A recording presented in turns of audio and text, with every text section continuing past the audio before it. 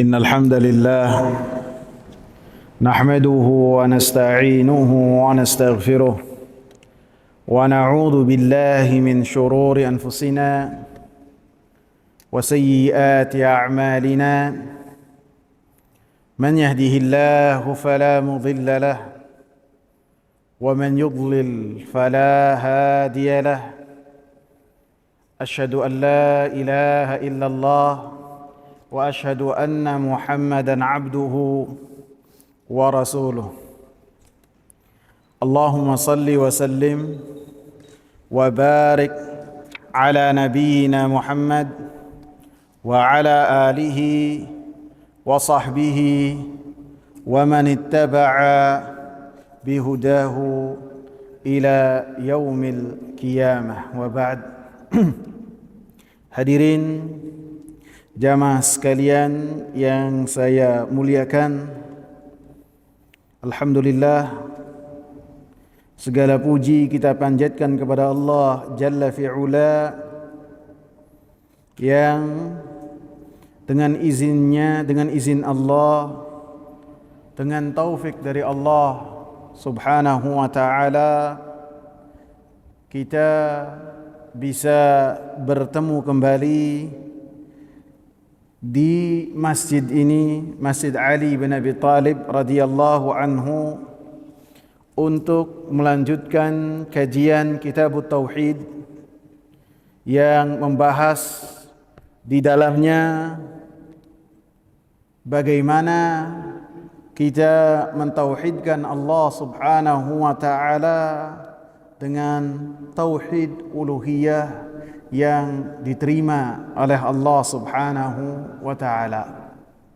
Hadirin jamaah sekalian yang saya muliakan, kita masih di bab al-isti'adzah, bab minasyirki al-isti'adzah bi ghairillah, bab termasuk kesyirikan kepada Allah Subhanahu wa ta'ala, meminta perlindungan kepada selain Allah Subhanahu wa ta'ala. Saya tidak akan merinci lagi, karena apabila merinci lagi maka ditakutkan kajiannya berulang-ulang seperti itu saja. Karena sebelum saya mempersiapkan materi untuk kajian kali ini, saya lihat di YouTube terlebih dahulu apa isi kajian sebelumnya. Sebelumnya kita membahas tentang surat Al-Jin ayat yang ke-6, yang di dalamnya bahwasanya Allah Subhanahu wa ta'ala mencela orang-orang yang meminta perlindungan kepada selain Allah Subhanahu wa ta'ala. Karena orang-orang yang meminta perlindungan kepada sesuatu, maka tidak diragukan lagi bahwasanya ia menggantungkan harapannya kepada apa yang dia meminta perlindungan kepadanya. Lebih-lebih di dalam perkara-perkara yang tidak mampu dilakukan kecuali oleh Allah Subhanahu wa ta'ala, maka ini tentu bentuk kesyirikan kepada Allah Subhanahu wa ta'ala. Dalil yang kedua, wa an Khawlah binti Hakim qalat, dari Khawlah binti Hakim, beliau berkata, sami'tu Rasulullah sallallahu alaihi wasallam yaqul, saya mendengar Rasulullah sallallahu alaihi wasallam berkata, man nazala manzilan, siapa yang singgah di suatu tempat, faqal, maka dia berdoa, a'udzu bikalimatillahi tammati min syarri ma khalaq. Dia berdoa dengan mengucapkan a'udzu bikalimatillahi tammati min syarri ma khalaq. Saya berlindung dengan kalimat-kalimat Allah, dengan perkataan-perkataan Allah yang sempurna dari kejelekan-kejelekan yang telah Allah Subhanahu wa ta'ala ciptakan. Lam yadurrahu syai'un hatta yarhala min manzilihi dzalik, maka tidak akan tertimpa suatu mudarat apapun juga sampai ia pergi dari tempat singgahnya tersebut. Jamaah sekalian, hadis ini bersumber dari sahabat Khawlah binti Hakim. Khawlah binti Hakim itu ada dua. Ada Khawlah binti Hakim al-Ansariyah, ada Khawlah binti Hakim ibn Umayyah as-Sulamiyah. Dan Khawlah binti Hakim ibn Umayyah dialah yang dikenal dengan bahwasanya beliau meriwayatkan hadis ini. Yang meriwayatkan dari beliau adalah Sa'ad ibn Abi Waqqas radhiyallahu anhu, pembesar dari sahabat. Kemudian Sa'ad ibn Abi Waqqas radhiyallahu anhu menyebarkan kepada sahabat-sahabat yang lain ataupun para tabi'in yang berkaitan dengan hadis ini. Khawlah, beliau dibedakan dengan Khawlah yang lainnya disebut dengan Imra'atu Uthman ibn Maz'un, bahwasanya beliau adalah istrinya Uthman ibn Maz'un. Uthman ibn Maz'un adalah saudara sepersusuannya Nabi sallallahu alaihi wasallam, dan beliau adalah termasuk orang yang pertama wafat di kota Madinah dari kalangan muhajirin ataupun ansar setelah Nabi sallallahu alaihi wasallam hijrah ke kota Madinah. Dan beliaulah Uthman ibn Maz'un ini orang yang pertama dimakamkan di pemakaman Baqi'. Dialah orang yang pertama dimakamkan di pemakaman Baqi'. Dan para ulama ketika menyebutkan tentang Khawlah menyebutkan bahwasanya beliau termasuk minas salihat, min fadilatin nisa, termasuk perempuan-perempuan yang saleh, termasuk perempuan-perempuan yang memiliki keutamaan. Dan termasuk keistimewaan beliau yang disebutkan oleh para ulama yang berkaitan dengan Khawlah binti Hakim ibn Umayyah as-Sulamiyah, bahwasanya beliaulah yang dikatakan oleh Allah Subhanahu wa taala dalam surat Al-Ahzab ayat ke-50. Wa imra'atan mu'minatan in wahabat nafsaha lin-nabiyyi in arada an-nabiyyu an yastankihaha khalisatan laka min dunil mu'minin. Kami halalkan untuk engkau wahai Nabi sallallahu alaihi wasallam perempuan mukminah yang dia menyerahkan dirinya kepada Nabi sallallahu alaihi wasallam. Jadi perempuan yang datang kepada Nabi sallallahu alaihi wasallam kemudian menyerahkan dirinya kepada Nabi sallallahu alaihi wasallam, sehingga apabila Nabi sallallahu alaihi wasallam menghendakinya, maka perempuan tersebut langsung menjadi istrinya tanpa ijab kabul lagi.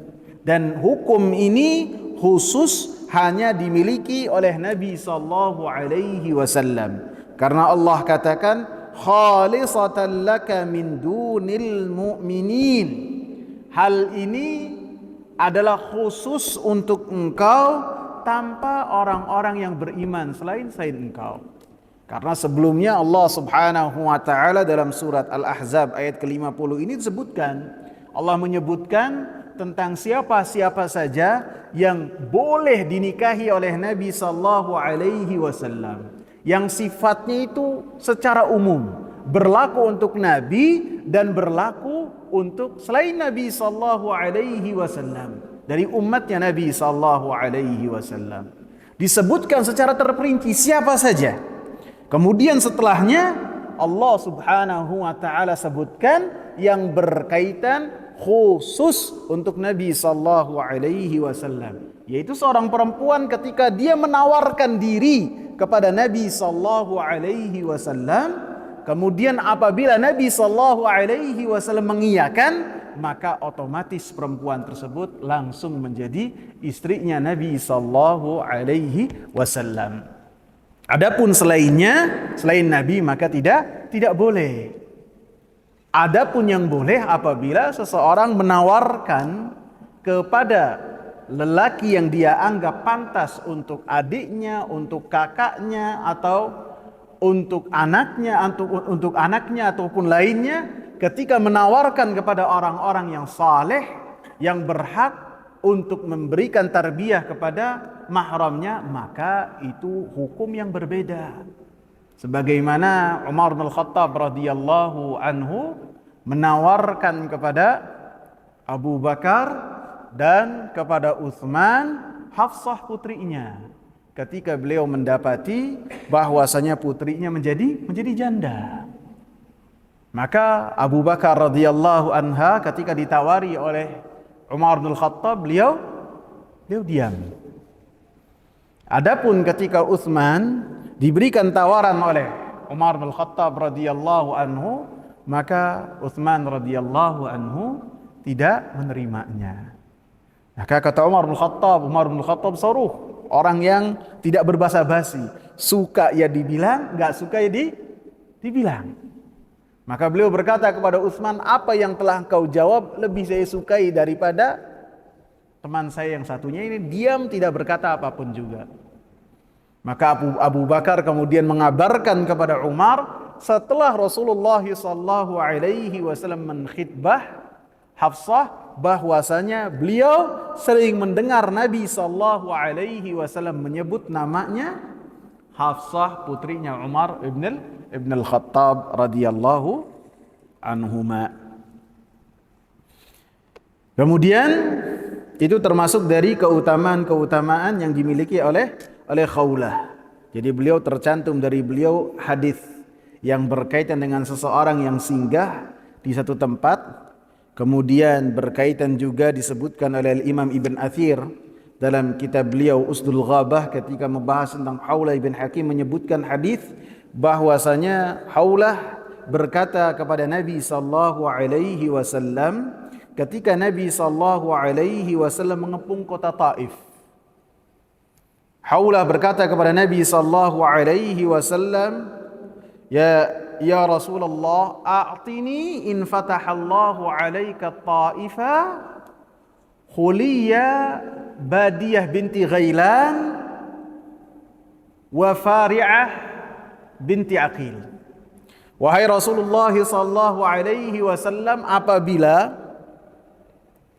kota Taif dibebaskan oleh Allah subhanahu wa ta'ala, maka saya meminta kepada engkau supaya saya mendapatkan perhiasan-perhiasan yang dimiliki oleh Badiyah binti Ghailan atau Ghailan dan Fari'ah binti Aqil. Dan dua perempuan ini dikenal dengan perhiasannya yang sangat banyak di kalangan orang-orang Arab. Nabi sallallahu alaihi wasallam mengatakan kepada Khawlah, lam yu'zan li fit Taif ya Khawlah atau Khuwailah. Saya tidak diizinkan untuk membuka Taif pada saat itu, sehingga setelahnya Nabi sallallahu alaihi wasallam memerintahkan para sahabat untuk meninggalkan kota Taif. Jadi beliau menyampaikan dua hadis. Hadis yang sangat dikenal sekali dari Khawlah adalah hadis yang berkaitan dengan singgah di satu tempat. Rasulullah sallallahu alaihi wasallam mengatakan, man nazala manzilan, siapa yang singgah di satu tempat. Singgah di satu tempat ini tempat yang tidak dia ketahui. Maksudnya dia tidak terbiasa untuk mampir dan berhenti di tempat tersebut. Maka ketika seseorang berhenti di tempat tersebut untuk tujuan apapun juga, untuk berhenti sebentar ataupun untuk bermalam, maka dianjurkan untuk membaca doa ini, meminta perlindungan kepada Allah subhanahu wa ta'ala dengan kalimat-kalimat Allah, dengan perkataan-perkataan Allah subhanahu wa ta'ala yang sempurna.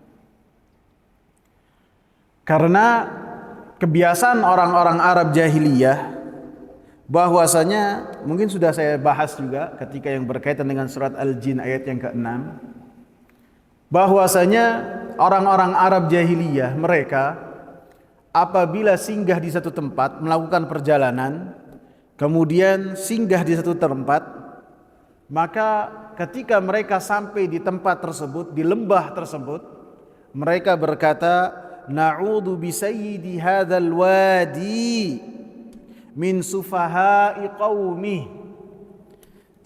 Kami meminta perlindungan kepada yang memiliki lembah ini, penunggu lembah ini. Saya meminta perlindungan kepada penunggu lembah ini, penunggu dari orang-orang yang jin-jin yang fasik yang mengganggu kami ketika singgah. Maka kebiasaan-kebiasaan seperti ini yang menunjukkan bahwasanya mereka meminta perlindungan kepada bangsa jin diberantas oleh Rasulullah sallallahu alaihi wasallam.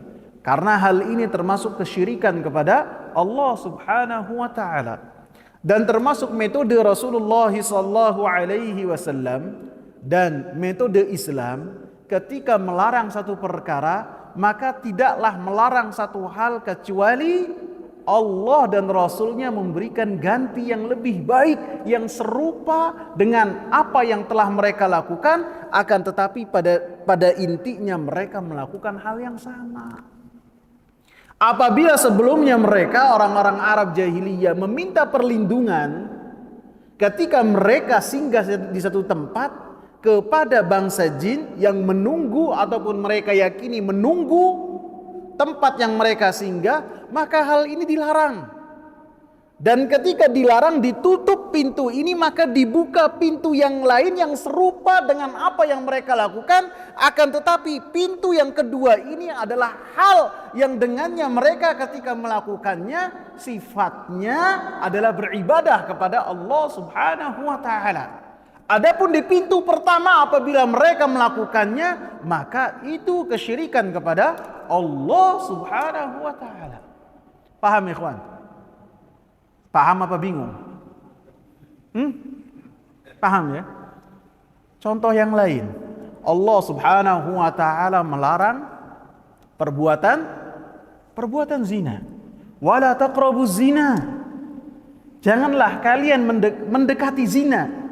Jangankan untuk berzina, mendekati saja tidak boleh. Segala sesuatu yang menjerumuskan seseorang ke perkara zina dilarang oleh Allah Subhanahu wa taala. Di dalam surat An-Nur disebutkan perincian-perincian yang bisa jadi seseorang dengannya melakukan perzinaan, melakukan selingkuh. Sebutkan di antaranya apa? Ya ayyuhalladzina amanu la tadkhulu buyutan ghaira buyutikum. Setelah Allah dalam surat An-Nisa menyebutkan tentang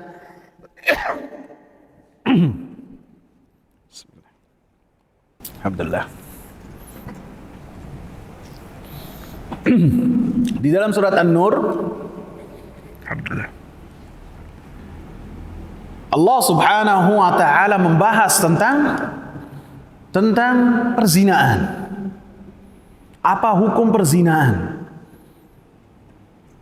Apa hadnya? Apa yang akan didapat oleh orang-orang yang terkena kasus perzinaan? Kemudian setelahnya Allah Subhanahu wa taala membahas tuduhan yang berkaitan dengan tuduhan selingkuh kepada Aisyah radhiyallahu anha. Dan Allah Subhanahu wa taala bebaskan tuduhan tersebut dari kehormatannya Nabi sallallahu alaihi wasallam.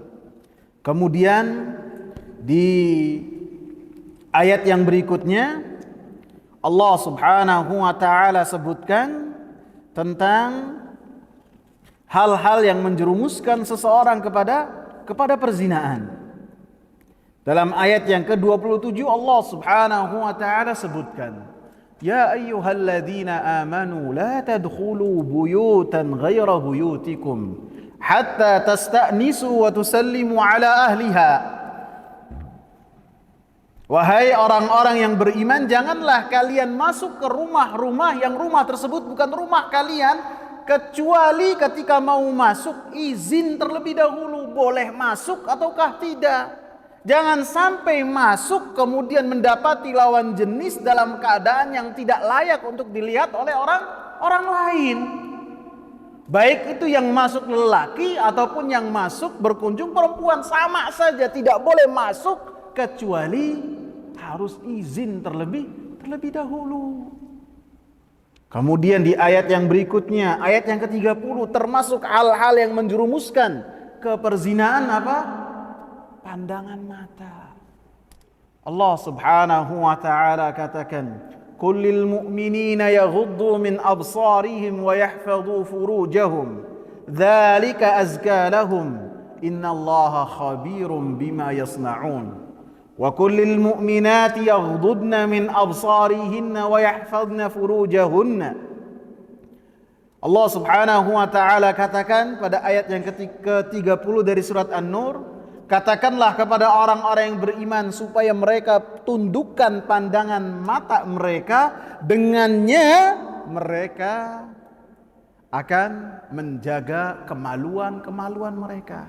Karena pandangan mata ini apa efeknya kepada kemaluan. Sehingga apabila mereka mampu menundukkan pandangan matanya dari apa-apa yang diharamkan oleh Allah Subhanahu wa taala, maka dia akan mampu menjaga kemaluannya. Kemudian setelahnya Allah Subhanahu wa taala pada ayat yang ke-32, wa ankihul ayama minkum wasalihina min ibadikum wa imaikum. Nikahkanlah orang-orang yang menyendiri di antara kalian, dan juga orang-orang yang layak untuk menikah di antara kalian. Sehingga perzinaan diharamkan oleh Allah Subhanahu wa taala, maka nikah dihalalkan oleh Allah Subhanahu wa taala. Pada hakikatnya zina dan nikah bertemunya dua hitam sama. Perzinaan diharamkan oleh Allah Subhanahu wa taala, sedangkan pernikahan diperintahkan oleh Allah Subhanahu wa taala. Bahkan Allah Subhanahu wa taala dan Rasulnya menggemarkan kepada hamba-hambanya dan para umatnya Nabi sallallahu alaihi wasallam supaya mereka menikah. Abdullah bin Mas'ud mengatakan, seandainya saya itu tahu umur saya tinggal 10 hari lagi, la tazawwajtu, maka amalan yang termasuk saya prioritaskan adalah dengan menikah. Dengan menikah. Jadi amalan yang besar. Jadi alhasil dari hadis Haulah binti Hakim ini, Allah dan Rasulnya tidaklah melarang satu perkara kecuali Allah dan Rasulnya membuka pintu lain yang serupa, akan tetapi seseorang dengannya dibolehkan untuk melakukan hal yang sama dengan yang pertama. Apabila yang pertama sifatnya haram bahkan kesyirikan kepada Allah, adapun yang kedua adalah mentauhidkan Allah Subhanahu wa ta'ala. Dan ini yang dibolehkan dan diperintahkan. Man nazala manzilan, siapa yang singgah di satu tempat, faqal, kemudian dia berdoa, a'udzu bikalimatillahi tammati min syarri ma khalaq, saya berlindung kepada Allah Subhanahu wa ta'ala dengan kalimat-kalimat Allah Subhanahu wa ta'ala yang sempurna. Kalimat-kalimat Allah Subhanahu wa ta'ala yang sempurna disebutkan oleh para ulama memiliki dua makna. Memiliki dua makna, dan dikatakan oleh Al-Imam Muhammad bin Shalih Al-Utsaimin rahimahullah, dalam hadis ini mencakup keduanya. Yang pertama yang dimaksudkan perkataan-perkataan Allah Subhanahu wa ta'ala yang sempurna adalah wahyu yang Allah Subhanahu wa ta'ala berikan kepada para rasul.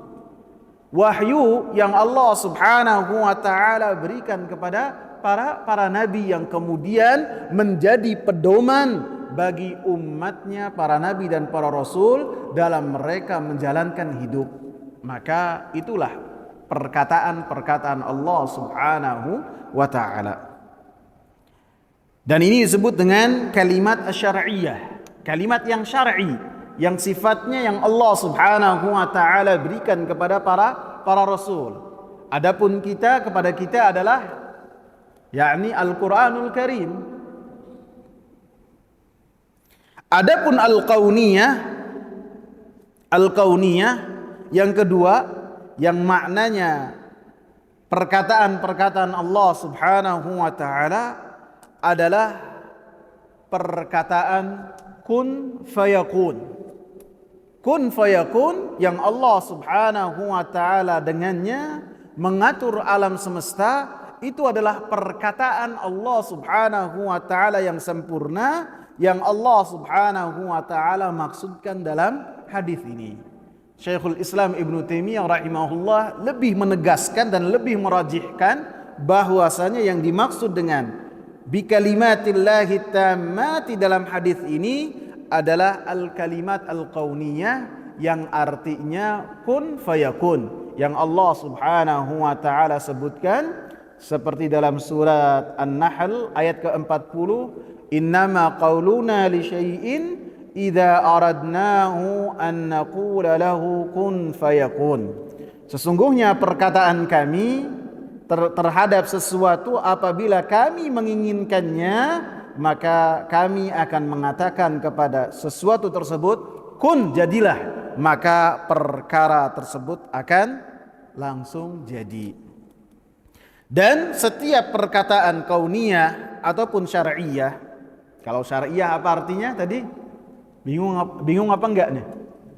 Hah? Ya, wahyu. Baik wahyu ataupun kauniyah, yang kauniyah tadi kun fayakun, yakni semuanya ketentuan dari Allah Subhanahu wa taala, maka kedua-duanya memiliki sifat bahwasanya kedua-duanya adalah tamat, sempurna. Sempurna artinya apabila berkaitan dengan kauniyah, dengan syar'iyah, dengan kabar-kabar yang disampaikan oleh para rasul, bahwasanya perkataan-perkataan ataupun wahyu dari Allah Subhanahu wa taala ketika disampaikan apabila berkaitan dengan kabar, maka kabar-kabar tersebut adalah kabar yang benar, tidak ada dusta di dalamnya, dan pasti terjadi apabila disampaikan oleh para rasul. Wa tammat kalimatu rabbika sidqan wa adla. Allah katakan telah sempurna perkataan-perkataan Rabb kamu sidqan wa adla. Kesempurnaannya apa? Apabila yang berkaitan dengan kabar-kabarnya pasti sesuai dengan apa yang telah dikabarkan oleh Allah Subhanahu wa taala ataupun Rasulullah sallallahu alaihi wasallam. Yang berkaitan dengan apapun juga, apabila dikabarkan oleh Allah Subhanahu wa taala dan Rasulnya, maka itu pasti benar, karena itu wahyu dari Allah Subhanahu wa taala. Dalam surat Al-Hajj, Allah Subhanahu wa taala sebutkan ketika membahas tentang bagaimana diciptakannya manusia. Allah Subhanahu wa taala sebutkan dalam surat Al-Hajj ayat ke-5.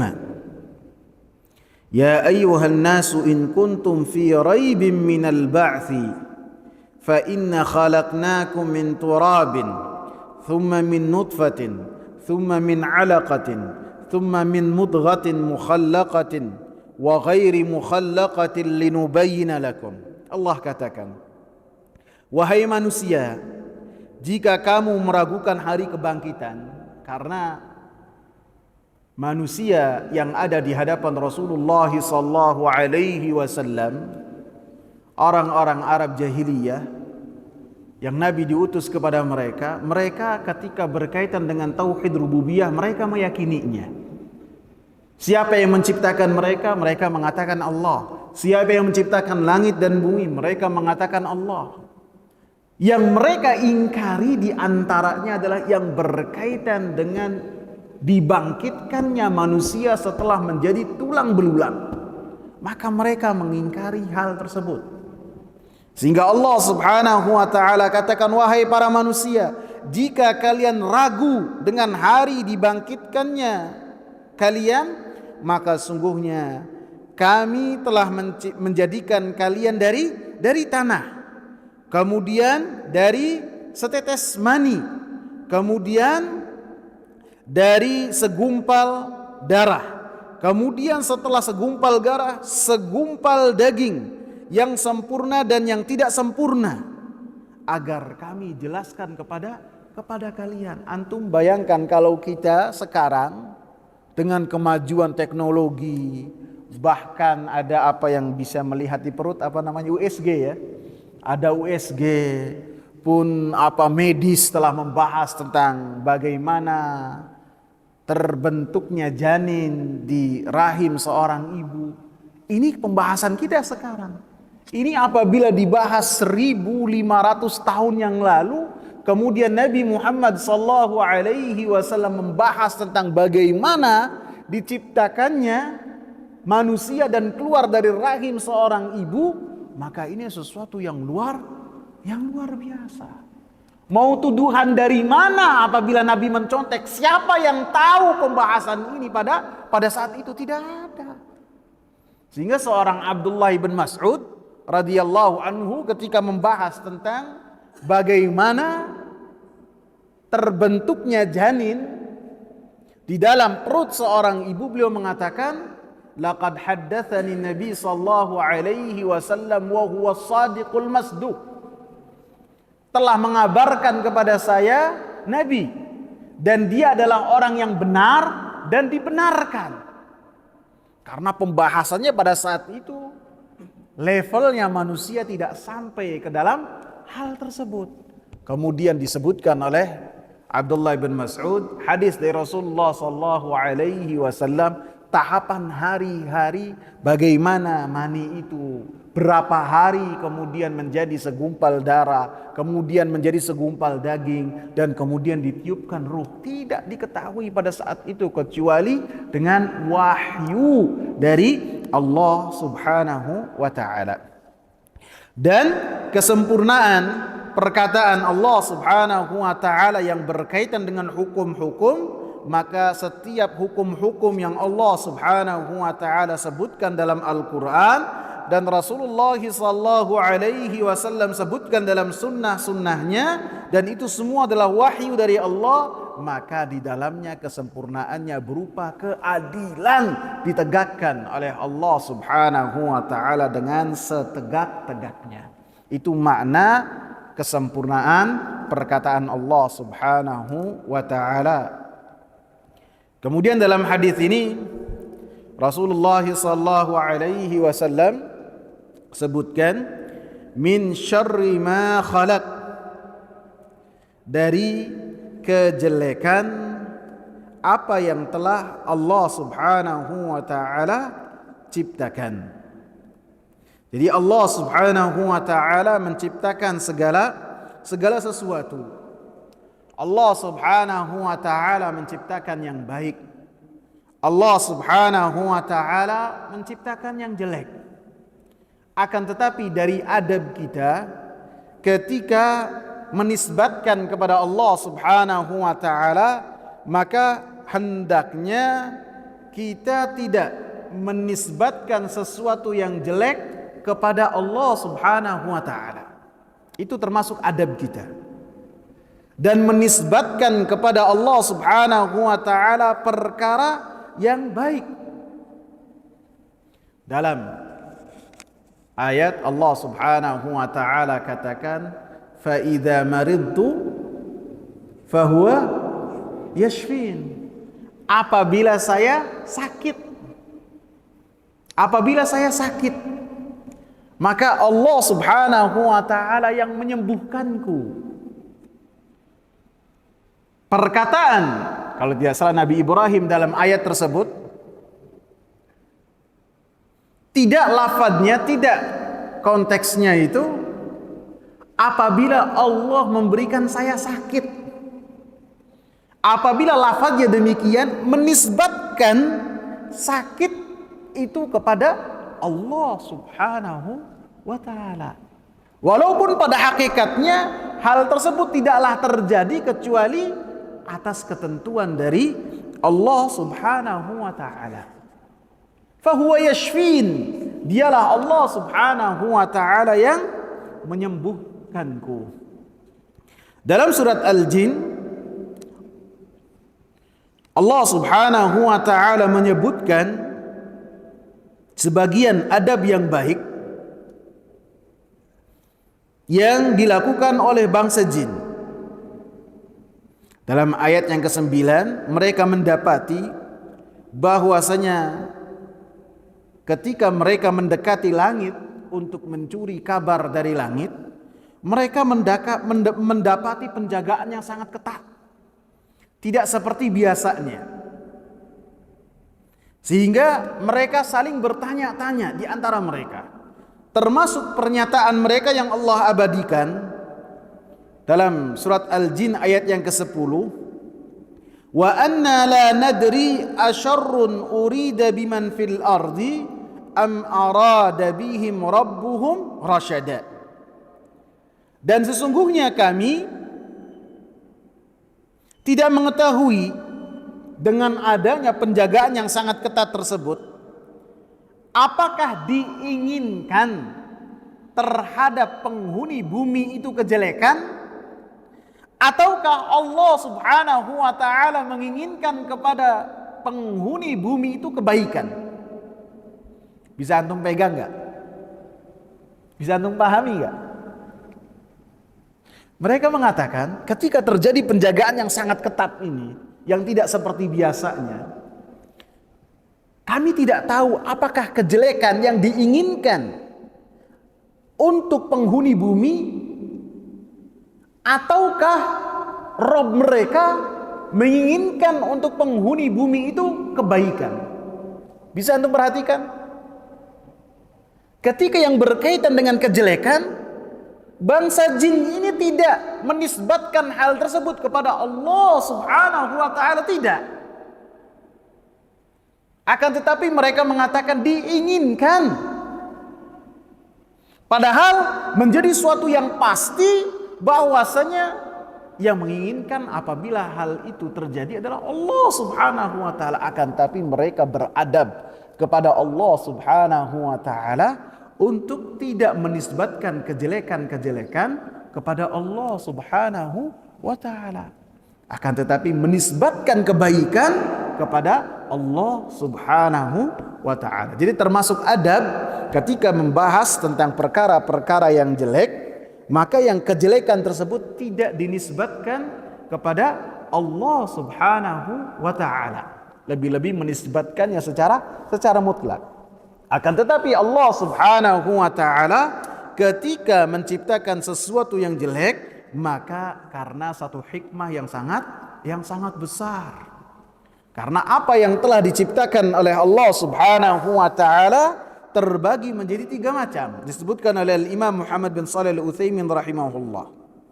Syarrun mahdun, kejelekan yang murni, seperti api neraka, seperti iblis.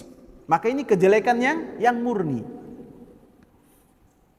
Akan tetapi kejelekan yang murni ini apabila dilihat dari hikmahnya yang besar, menjadi sesuatu yang baik dari apa yang telah Allah Subhanahu wa taala ciptakan. Jadi penciptaan Allah Subhanahu wa taala itu baik. Akan tetapi dari apa yang dilakukan oleh apa yang telah diciptakan oleh Allah Subhanahu wa taala itu jelek dari satu sisi dan baik dari sisi yang lain. Dengan adanya iblis, maka adanya para rasul, adanya syariat bertaubat, adanya syariat untuk jihad fisabilillah, adanya mujahadah, adanya istighfar, adanya diutusnya para rasul, dan kemudian diturunkannya wahyu Allah Subhanahu wa taala dari arsy-Nya menuju para nabi dan para rasul yang telah dipilih oleh Allah Subhanahu wa taala. Begitu juga dengan nar, api neraka. Yang api neraka ini tidak bisa digambarkan. Tidak bisa digambarkan bentuknya seperti apa. Sesuatu yang dijatuhkan dari atas api neraka, jatuhnya sampai ke dasarnya itu setelah 70 tahun. Jadi antum bayangkan bagaimana api neraka itu tidak bisa dibayangkan. Saking dahsyatnya. Abu Talib ketika ditempelkan kakinya, maka yang melepuh apanya? Di dalam kepalanya, melepuh. Tidak bisa dibayangkan. Dan sangat dahsyat sekali. Sangat dahsyat sekali. Dan ini adalah sesuatu yang jelek. Akan tetapi, dengan hikmah yang Allah subhanahu wa ta'ala dari penciptaan api neraka ini, maka di dalamnya ada kebaikan. Kemudian yang kedua, khairun mahdun, kebaikan yang murni, seperti surga, seperti para rasul, seperti para malaikat. Dan yang ketiga, ciptaan Allah subhanahu wa ta'ala, makhluk Allah subhanahu wa ta'ala, fihi syarrun wa khairun, di dalamnya ada kebaikan dan di dalamnya ada kejelekan. Maka kita meminta perlindungan kepada Allah subhanahu wa ta'ala dari kejelekan-kejelekan yang di dalamnya ada kejelekan-kejelekan yang telah Allah subhanahu wa ta'ala ciptakan. Akan tapi ingat, termasuk adab kita bahwasanya tidak kita nisbatkan kejelekan tersebut kepada Allah subhanahu wa ta'ala. Sehingga ketika kita memuji Allah subhanahu wa ta'ala dan ketika kita berkata tentang Allah subhanahu wa ta'ala, maka kita nisbatkan kepada Allah subhanahu wa ta'ala perkara yang baik. Begitu juga sakit, sesuatu yang telah ditentukan oleh Allah subhanahu wa ta'ala. Maka di dalam sakit ini, walaupun ini adalah sesuatu yang jelek, akan tapi di dalamnya ada kebaikan. Kesalahan-kesalahan manusia, dosa-dosa manusia menjadi hilang, menjadi rontok. Sehingga bisa jadi seseorang itu memiliki kesalahan-kesalahan dan dosa-dosa, kemudian dia di dalam hidupnya mendapatkan cobaan, mendapatkan sakit, sehingga dengan apa yang ia rasakan, apa yang ia derita, maka kesalahan-kesalahan, dosa-dosa yang dimiliki itu menjadi hilang. Sehingga Allah subhanahu wa ta'ala persiapkan baginya kedudukan di sisi Allah subhanahu wa ta'ala yang tidak bisa diraih dengan amal ibadah dia kecuali dengan sabar ketika dia mendapatkan apa yang telah ditentukan oleh Allah subhanahu wa ta'ala. Kemudian Rasulullah sallallahu alaihi wasallam mengatakan, lam yadurrahu syai'un hatta yarhala min manzilihi dzalik. Maka apabila dia berdoa dengan a'udzu bikalimatillahi tammati min syarri ma khalaq, maka dia tidak akan tertimpa dengan satu mudarat pun sedikit pun sampai dia meninggalkan tempat persinggahan dia. Jadi tempat persinggahan ini dimanapun kita singgah, baik di malam hari ataupun di pagi hari ataupun di siang hari, baik itu rest area ataupun mana, ketika kita berhenti maka kita berdoa dengan doa ini. Ketika singgah dan kemudian berdoa dengan doa ini, maka membacanya satu kali saja. Sehingga Al-Imam Al-Qurtubi rahimahullah, beliau mengatakan, saya telah melakukan apa yang telah diperintahkan oleh Rasulullah sallallahu alaihi wasallam. Artinya beliau apabila singgah di satu tempat, kemudian beliau membaca dengan a'udzu bikalimatillahi tammati min syarri ma khalaq. Selalu menjaga hal tersebut. Sampai beliau pada suatu hari lupa untuk berdoa dengan doa ini.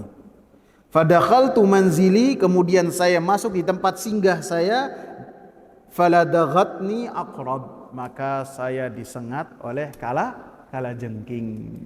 oleh kala jengking, sehingga beliau mendapatkan satu mudarat ketika beliau lupa membaca doa ini. Kemudian disebutkan dalam hadis yang lain yang berkaitan dengan doa yang serupa, akan tetapi yang berkaitan dengan zikir petang ya. Karena dalam zikir pagi dan petang itu ada zikir-zikir yang sama yang dibacakan di pagi dan petang dengan bilangan yang sama. Ada juga zikir-zikir yang hanya dibacakan di pagi hari tanpa dibacakan di petang hari. Seperti apa? Subhanallahi wa bihamdi adada khalqihi wa ridha nafsihi sampai akhir. Ini dibaca di waktu pagi saja. Dan ada doa-doa yang dibaca di waktu petang saja tanpa di waktu pagi. Termasuk doa yang dibacakan di waktu petang saja tanpa zikir di waktu pagi adalah doa a'udzu bikalimatillahi tammati min syarri ma khalaq.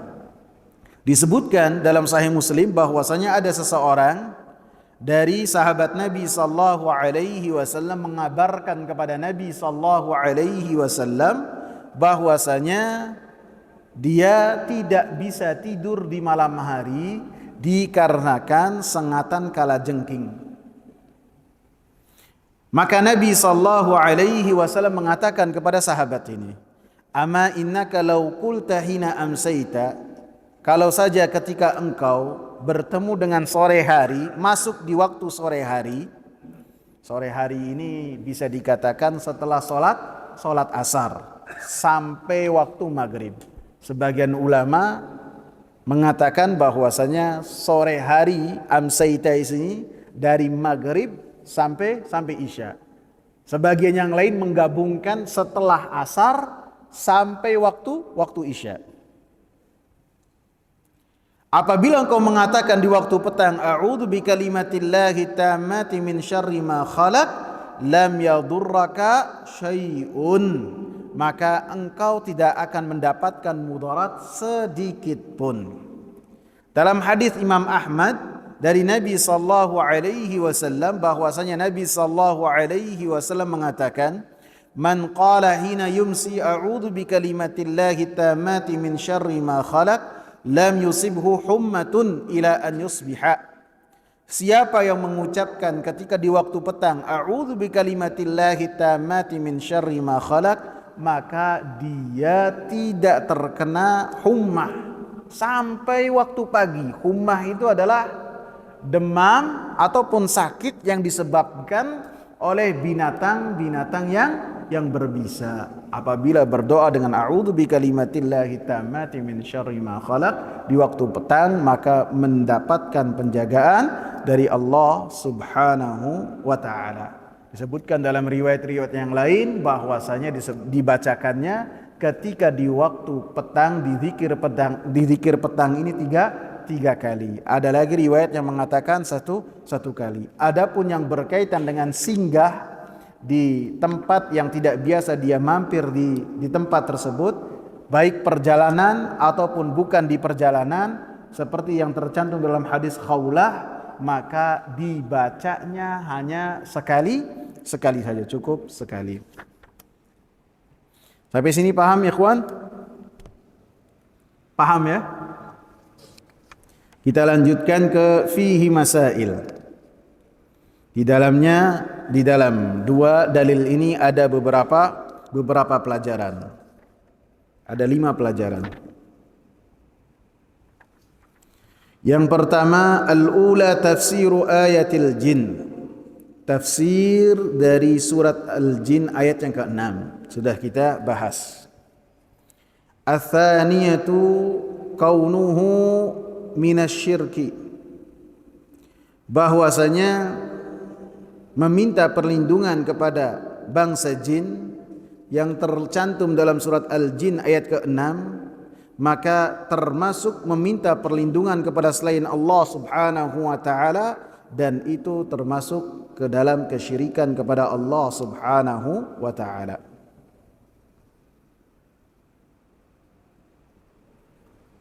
Ats-tsalitsatu,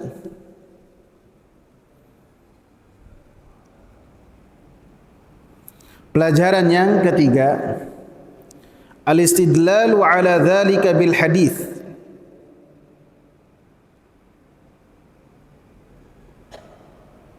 berdalil terhadap perkara tersebut dengan hadis. Lianna al-ulama'a yastadilluna bihi ala anna kalimatillahi ghairu makhluqah. Bahwasanya para ulama menjadikan hadis sebagai hujjah dengan dari hadis-hadis tersebut yang menyatakan bahwasanya perkataan-perkataan Allah Subhanahu wa taala bukanlah makhluk. Li'anna al-isti'adzata bil makhluq syirkun. Karena meminta perlindungan kepada makhluk adalah kesyirikan kepada Allah Subhanahu wa taala. Artinya ketika seseorang beristi'adzah, meminta perlindungan dengan sifat dari sifat-sifatnya Allah Subhanahu wa taala, maka itu dibolehkan. Karena termasuk meminta perlindungan kepada Allah Subhanahu wa taala menunjukkan bahwasanya sifat-sifat Allah, di antaranya perkataan-perkataan Allah Subhanahu wa taala bukanlah makhluk. Ar-rabi'atu, pelajaran yang keempat, fadilatu hadzal du'a ma ikhtisarihi, keutamaan doa ini, yaitu doa a'udzu bikalimatillahi tammati min syarri ma khalaq, dengan sedikit susunan kata-katanya. Sedikit susunan kata-kata yang Nabi sallallahu alaihi wasallam ajarkan, maka apabila seseorang menjaganya baik dalam zikir petang ataupun ketika dia singgah di satu tempat, maka mendapatkan perlindungan dari Allah Subhanahu wa taala. Al-khamisatu, pelajaran yang kelima, anna kauna syai'i yuhassilu bihi manfaatan dunyawiyatan,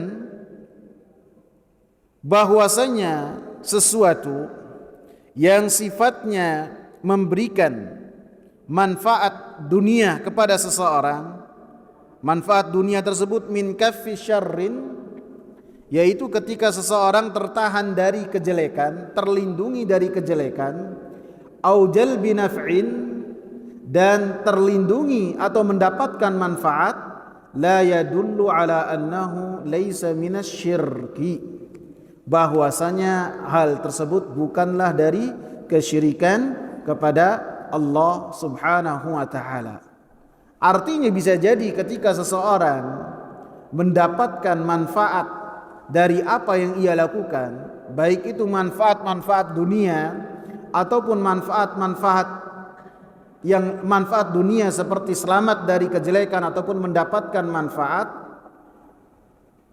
maka bisa jadi hal tersebut termasuk dari kesyirikan kepada Allah Subhanahu wa taala apabila seseorang tidak memperhatikan hal tersebut.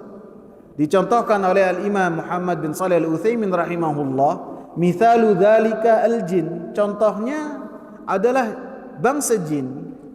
Bangsa jin bisa jadi mereka membantu engkau, memberikan khidmah kepada engkau, akan tetapi mereka tidaklah memberikan hal tersebut kecuali setelah engkau memuja mereka, kecuali setelah engkau taat kepada mereka, kecuali setelah engkau memberikan pengagungan kepada mereka.